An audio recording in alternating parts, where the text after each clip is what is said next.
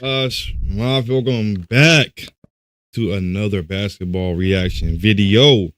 If you're new to my channel, make sure you're liking the video, subscribe if you haven't already did that. It's free, you know what I'm saying? But today we are right into how good were the Splash Brothers actually. If you don't know who the Splash Brothers is, it's Klay Thompson and Stephen Curry. But grab your snacks, your popcorn, your food, your barbecue, candies, Arby's, whatever you need to go grab and eat, whatever you need to go grab and drink, go grab it. It's not too long video. It's 27 minutes, but I'm going to end up stopping it throughout the video depending on what they say and what happened, you know what I'm saying? But we're going to get straight to the video and we're going to see how good the Splash Brothers actually was. I know how good they was, but do you know how good they are? Let's get to the video. I'm Klay Thompson. I'm Stephen Curry, and we're the Splash Brothers. 13 seasons, 6,228 made three-pointers, 15 All-Star appearances, and 4 NBA championships. Now, it's all over. The best backcourt in NBA history won't play together anymore after setting numerous NBA records that will be almost impossible to beat. This is the story of the Splash Brothers, how good they were actually, and how they changed basketball forever. And the story of Steph Curry and Klay Thompson started almost identically. Steph's father, Dell, played in the NBA for 16 years, while Klay's dad, Michael, had a 13-year career and won 2 championships. Steph's mother, Sonia, was a standout volleyball player at Virginia Tech. The story of Steph Curry and Klay Thompson started almost identically. Steph's father, Dell, played in the NBA for 16 years, while Klay's dad, Michael, had a 13-year career and won 2 championships. Steph's mother, Sonia, was a standout volleyball player at Virginia Tech, just like Klay's mom, Julie, who played volleyball at the University of Portland. Their brothers, Seth Curry and Michael Thompson, also played in the NBA. You know, having my dad play in the league and watching him do what he did, like, just made me want to work harder. When I was 13, I decided I was just going to play only basketball. I got rid of the other sports. Me and my brother would go up to the, at the Air Canada Center, we'd go up to the practice facility and we shoot for the first half. And then we go watch the second half. And despite being born into athletic families with early access to the NBA, neither Steph nor Klay was highly recruited in high school.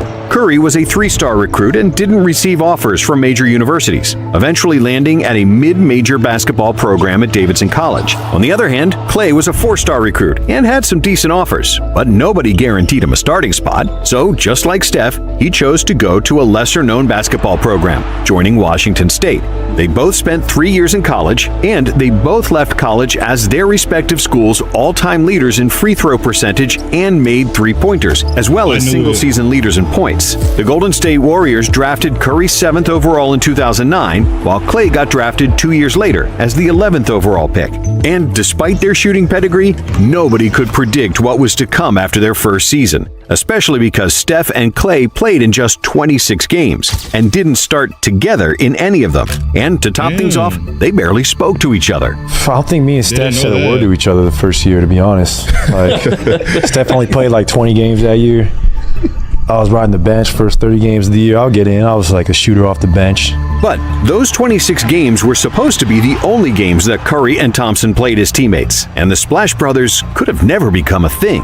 See, during the 2012 trade deadline, the Warriors had already agreed to trade Steph to Milwaukee. The deal had already gone through, but at the last second, the Bucks doctors informed the team of Curry's ankle problems, believing that he'd have permanent issues. So the Bucks gave up on Curry and ended up taking Monte Ellis instead. Ellis was a fan favorite in Golden State, and the Warriors fans were pissed that the Dubs traded him and not Steph. However, in their first season as a full-time starting backcourt, Curry and Thompson quickly shut down all the critics.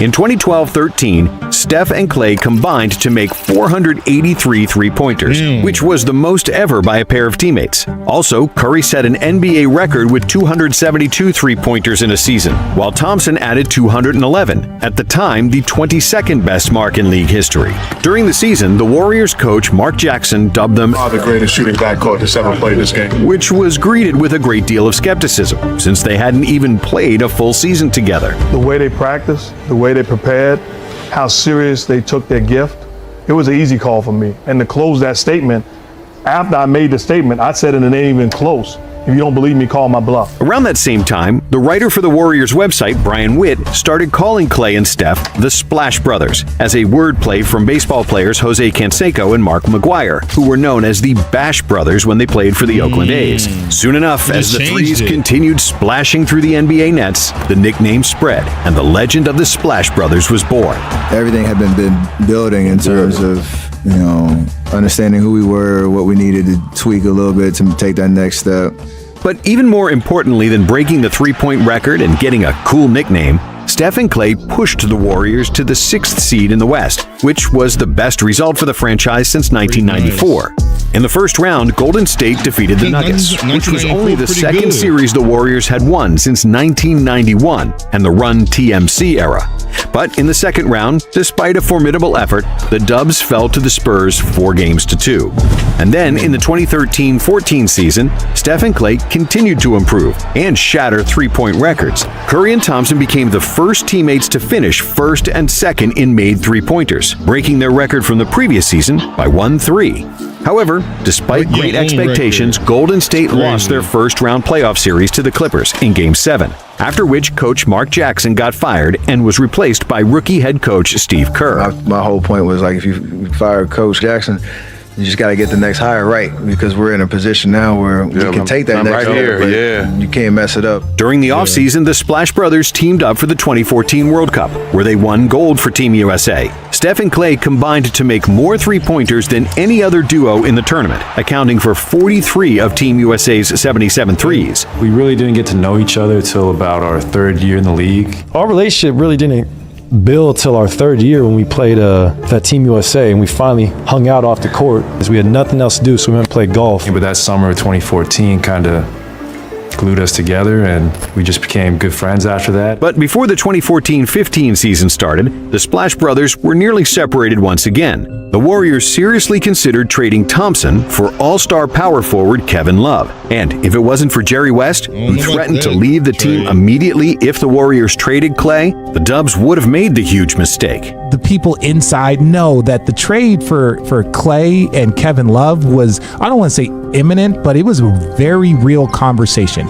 Look, the amount of threes that Kevin Love shoots is very similar to Klay, and now we have a big that can shoot, and we have and they begged him to do not trade Klay, do not. But because of Jerry's ultimatum and influence with the franchise, Thompson stayed, and the Splash Brothers were saved once again, quickly proving that Jerry West was one of the smartest people in basketball. Because when the season started, Golden State had the best team in the NBA. You don't see him going in there dunking ball, jumping all over the place. He just plays the game.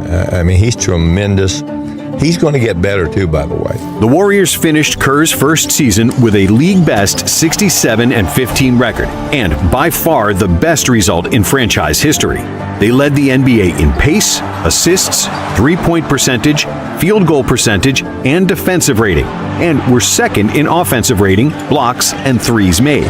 Curry broke his own record for three-pointers made with 286, and Thompson again finished second with 239. Their combined 525 threes surpassed their previous record by 41, and they converted 44% of their threes, an unheard of efficiency for such a high volume. Bombing away from three like we do kind of flipped the basketball world upside down. I think we're seeing that at all levels of basketball now, which a lot of people say it's ruined the game, but I think it's kind of just been an innovative aspect of the game, to be honest. This season was the breakout year for the Splash Brothers, marked by many great performances by both players, but none greater than Thompson's game against the Sacramento Kings on January 23, 2015.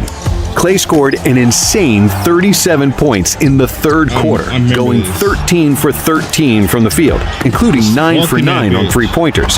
Those 9 threes in a quarter were an NBA record that still stands, just like his 37-point total for one quarter.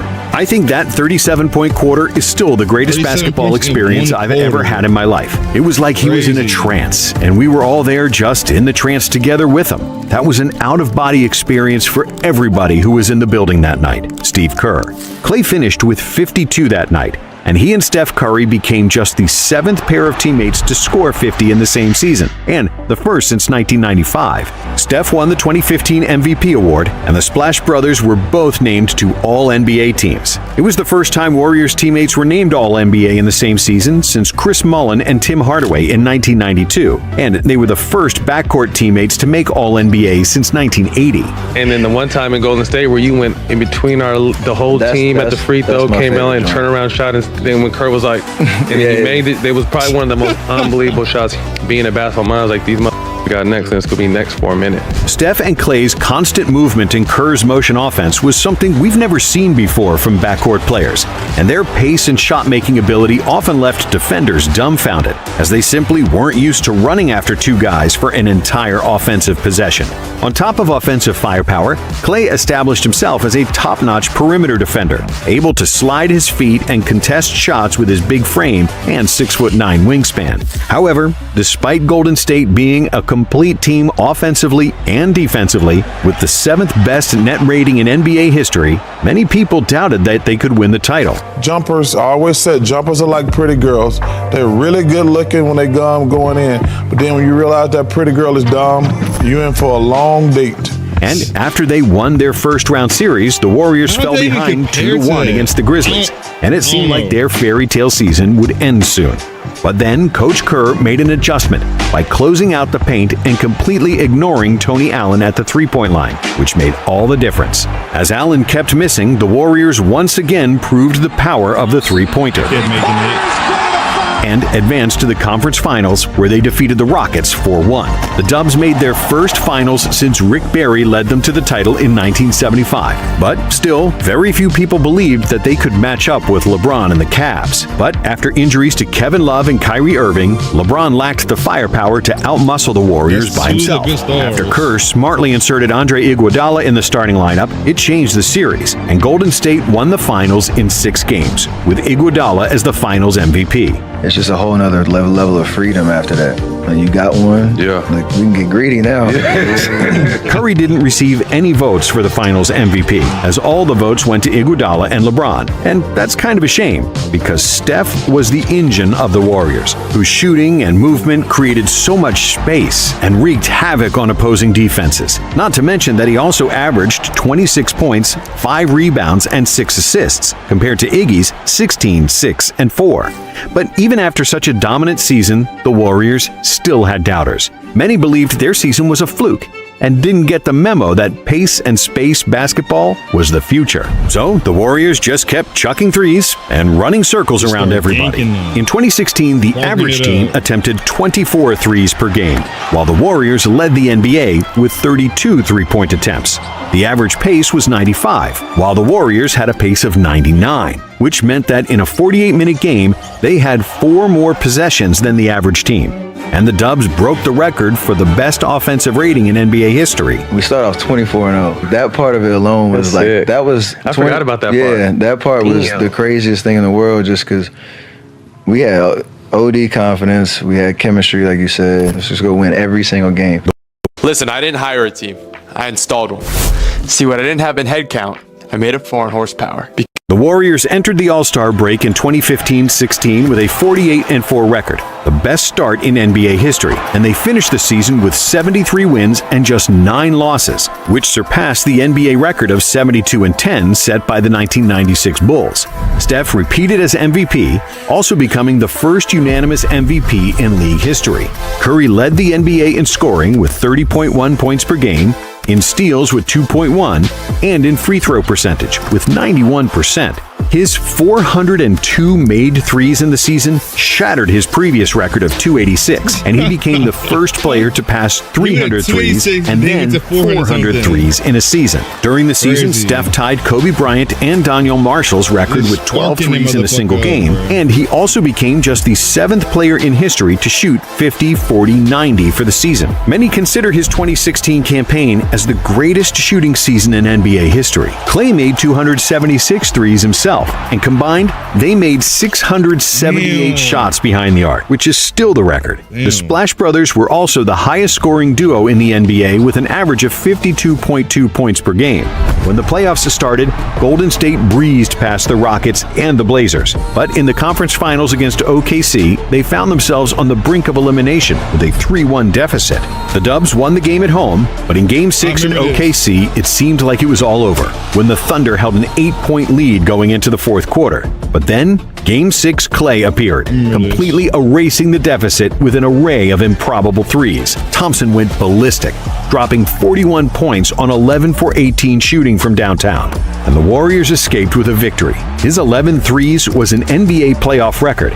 In Game 7, the Splash Brothers scored 57 of the Warriors' 96 points, securing another trip to the NBA Finals. The Splash Brothers were the first NBA players to finish with at least 30 three-pointers in a playoff series, and their 62 combined makes exceeded the Thunder's team total of 55.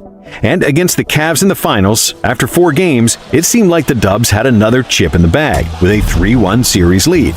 But then, Draymond got suspended for hitting a player in the family jewels, and in Game 5, the Warriors lost center Andrew Bogut. Without their 2 big men, and thanks to 41 from Kyrie and LeBron, the Cavs won Game 5, and then also Game 6 at home.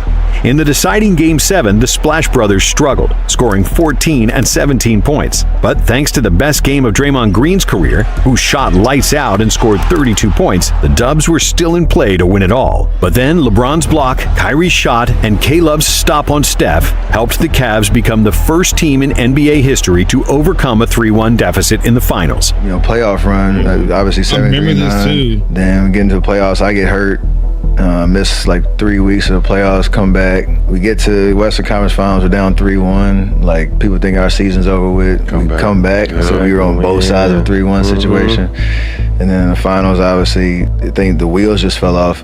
And Kyrie and LeBron played unbelievably for 3 straight games. Like, I don't think people talk about that part of it as much. It's always like, we all sucked. Like, we got beat. Like, we didn't lose, we got beat. However, this loss proved to be very beneficial for the Warriors because it allowed them to add Kevin Durant.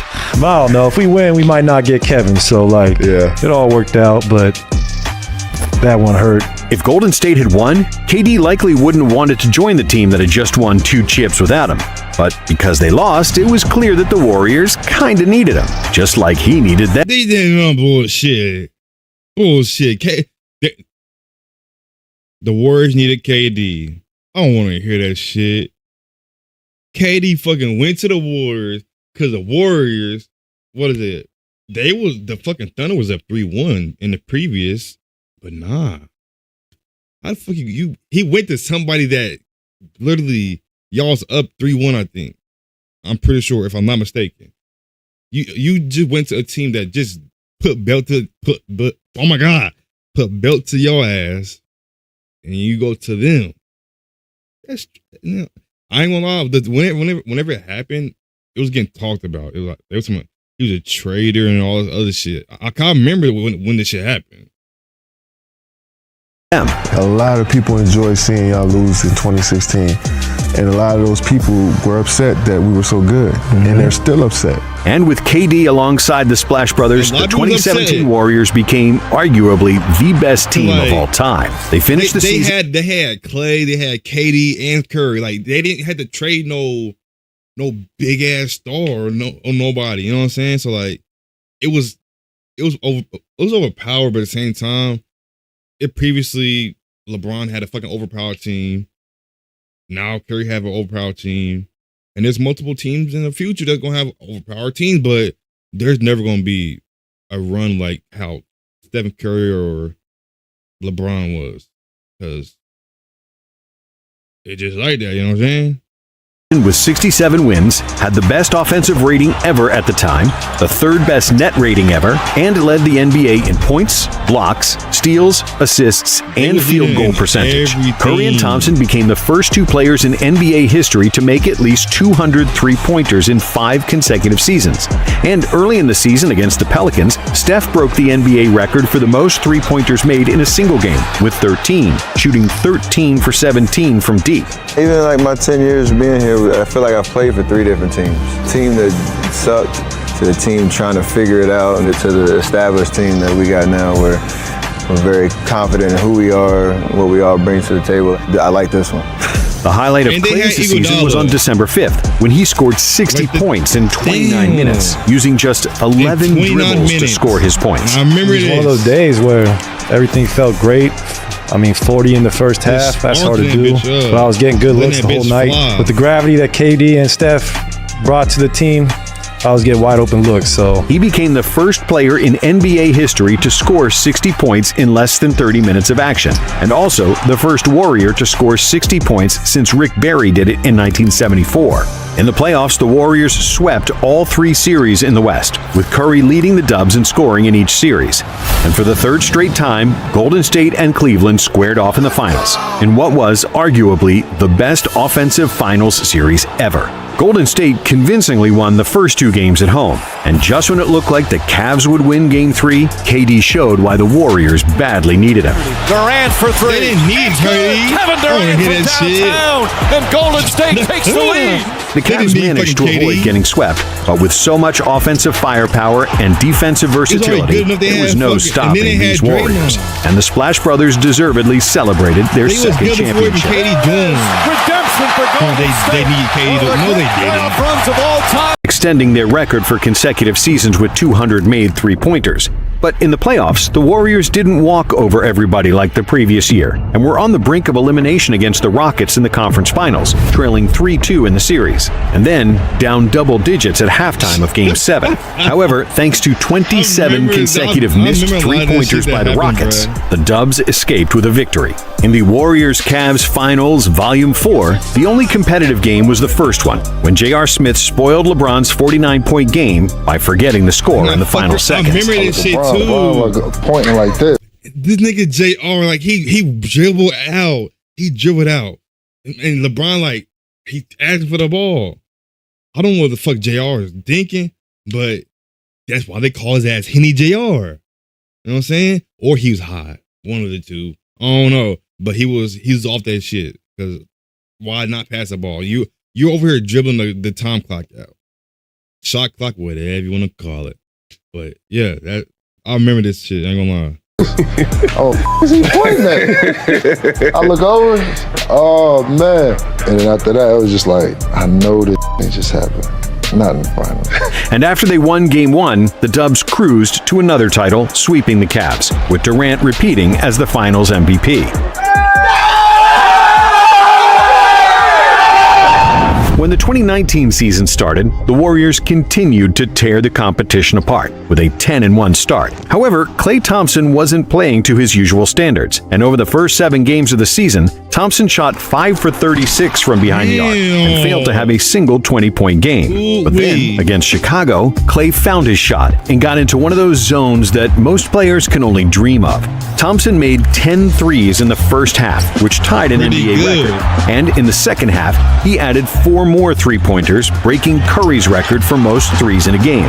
Klay scored 52 points in 27 minutes, while making 14 of his 24 threes. And for the 7th consecutive season, the Splash Brothers made at least 200 three-pointers. And each time they did it with over 40% shooting from downtown, which is insane. However, Steph and Klay making threes wasn't news anymore, and the Warriors' 2019 season will mostly be remembered by interpersonal problems, highlighted by the KD and Draymond clash in a game against the Clippers. Communication is key. We didn't show that, and that's what rubbed me the wrong way more than anything. But despite everything, Golden State was still the heavy favorite to win the title. That's the hard part. When you're at the top, it's a daily reminder. You have to come in with the right perspective. One person slips or one rumor, narrative cements itself in your head. Like, we were on spotlight all the time. And then KD got hurt in the second round of the playoffs. Without their best player, the Warriors' season was in jeopardy. But thankfully, the Splash Brothers were still there. Steph and Klay closed out the series with the Rockets with a combined 60 points in the deciding Game 3. And then in the conference finals, they swept the Blazers, combining for 58 points per game, which was more than half of all the Warriors' points. But in the finals against the Raptors, who had a deep team, the Dubs were suddenly lacking firepower.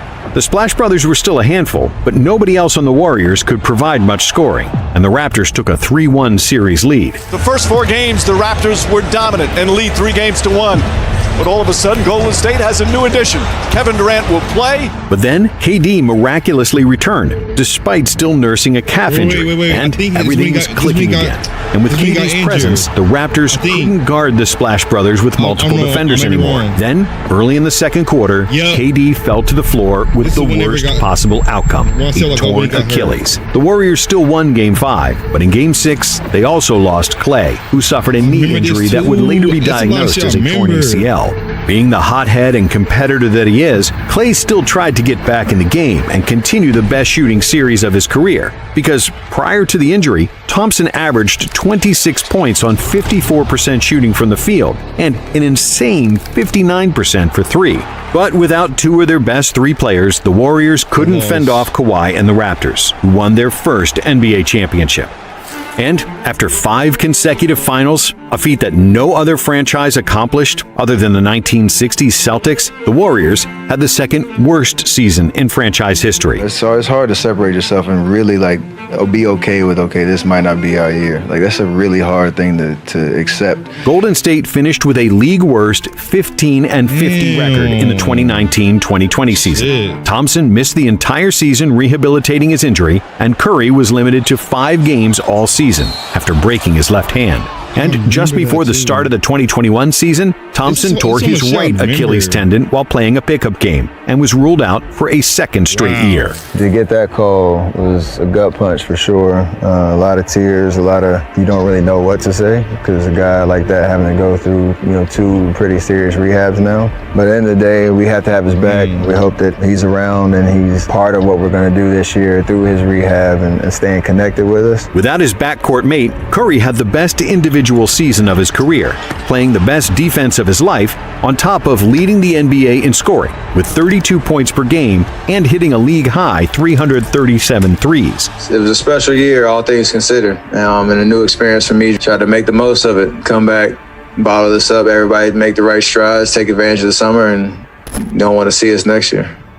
At the start of the 2022 season, in Madison Square Garden, Steph made his 2,974th career three-pointer to pass Ray Allen and become the NBA's all-time three-point scoring leader. The all-time three-point king in the NBA! Curry also won his first MVP at the All-Star Game after scoring 50 points in the game. 52's the record.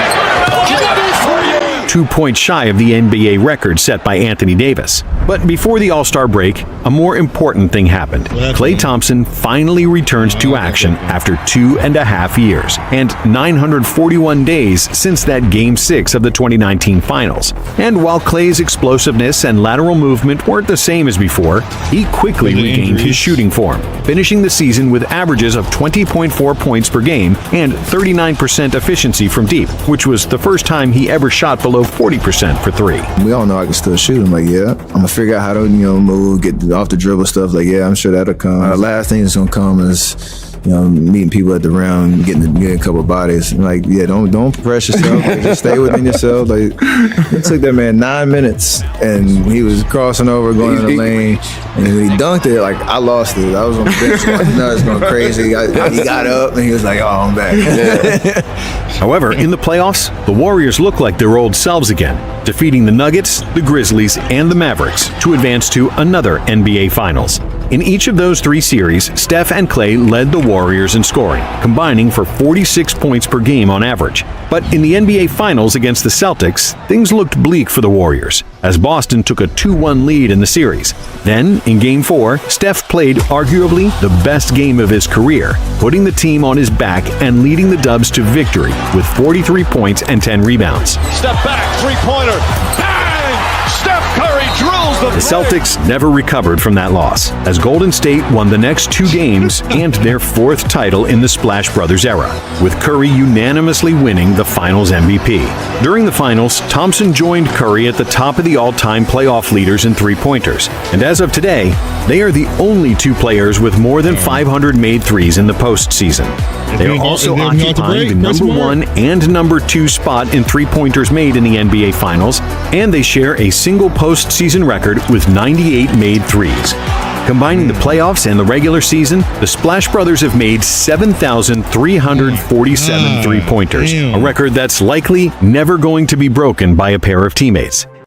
And even though their last 2 seasons have been disappointing for the Warriors, and especially Klay, who struggled in the 2023 playoffs and the 2024 play-in, the legacy of the Splash Brothers can't be tarnished. Even though Klay signed for the Mavs, whatever happens for the rest of their careers, Steph and Klay will always be linked together as the greatest backcourt in NBA history. I mean, he's been a great teammate for 8 years, even a better friend. You root for guys like Steph because he doesn't take any shortcuts. Obviously, Klay, he's just so one of a kind, man. Low-key, Cool can as a blend in with fan. anybody, knows his role, is competitive as hell.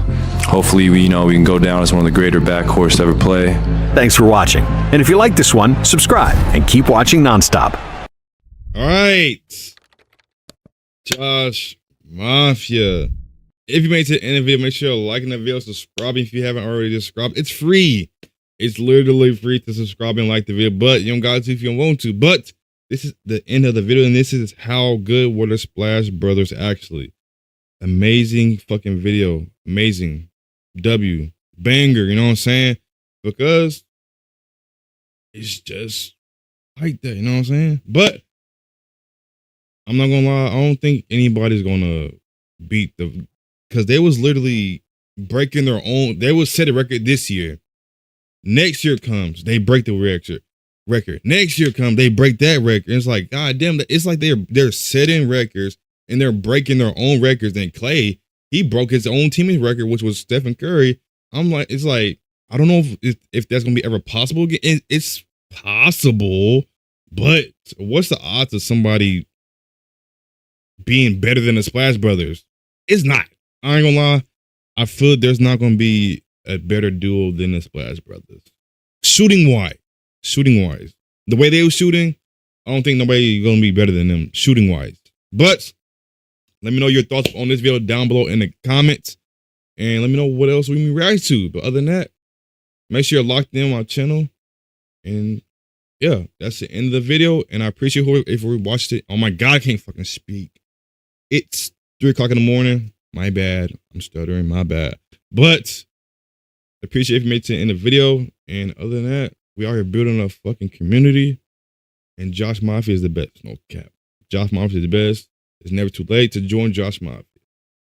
It's free, literally. But yeah, I'll see y'all next video. I love y'all, Josh Mafia.